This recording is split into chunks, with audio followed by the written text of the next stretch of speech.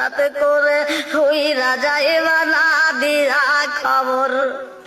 অসিনপুর ঠিকানা তোমার যাইবা অসিনপুরে শূন্য খাঁচা পইরা রইব আমার মাটির ঘরে অসিনপুর ঠিকানা তোমার যাইবা অসিনপুরে শূন্য খাঁচা পইরা রইব আমার মাটির ঘরে আমি মিশে কেনে যতন কইরা সাজাইলাম বাসর আমি মিশে কেনে যতন কইরা সাজাইলাম বাসর হঠাৎ করে ওই